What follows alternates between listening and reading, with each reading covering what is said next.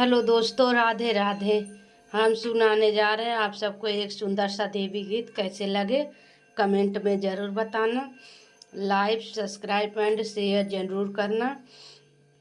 देखिए, नवरात्रि का समय है, आप सब देवी गीत ज़रूर सुने और 9 दिन नवरात्रि के समय में माता जी की गीत ज़रूर गाएं।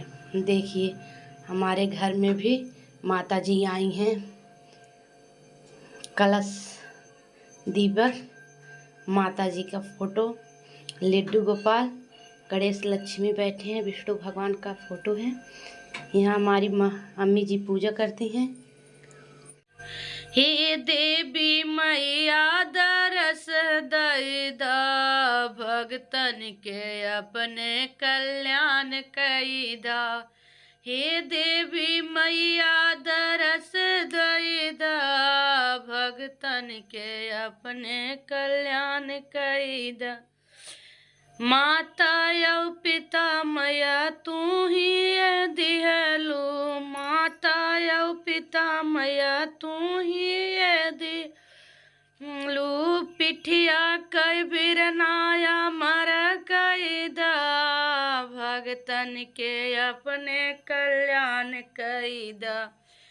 पिठिया कई बिरनाया मर कैदा, भगतन के अपने उद्धार कैदा। हे देवी मैया दरस दैदा, भगतन के अपने उद्धार कैदा। हे देवी मैया दरस दैदा, भगतन के अपने उद्धार कैदा।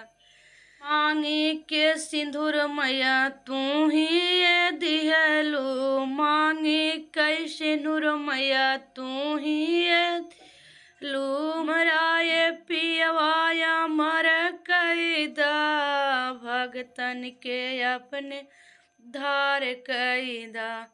हे देवी मैया दरस दैदा, भगतन के अपने उद्धार कैदा। हे देवी मैया दरस दैदा, भगतन के अपने उद्धार कैदा। भैया भतीज मैया तू ही दिहलू, भैया भतीज मैया तू ही दिहलू। गोद के भतीजवाया मर कैदा, भगतन के अपने उद्धार कैदा।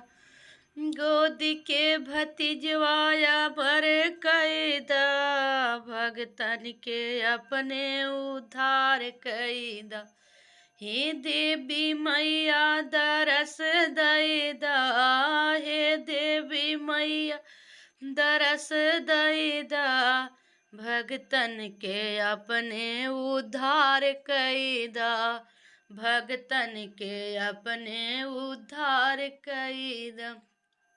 शादी औ ब्याह मैया तू ही कराऊ, शादी औ ब्याह मैया तू ही कराऊ। गोदिया के ललनाया मर कैदा, भगतन के अपने उद्धार कैदा। गोदिया के ललनाया मर कैदा, भगतन के अपने उद्धार कैदा। हे देवी मैया दरस दैदा, भगतन के अपने उद्धार कैदा। हे देवी मैया दरस दैदा, भक्तन के अपने उद्धार कैदा। नैहर ससुर मैया तू ही दे आयु, नैहर ससुर मैया तू ही बनाऊ। मैया सब भरा परिवार दैदा, भगतन के अपने उद्धार कैदा।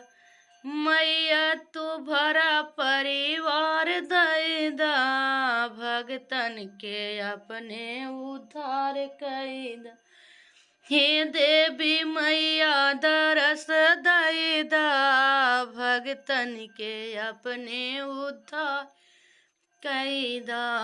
हे देवी मैया दरस दैदा, भक्तन के अपने उद्धार कैदा। नहीं बेटी औ बेटा मैया तू ही जे दीहू, बेटी औ बेटा मैया ही जे दीहू। साहेब नौकरिया अमर कैदा, भगतन के अपने धार कैदा। साहेब नौकरिया अमर कैदा, भगतन के अपने उद्धार कैदा।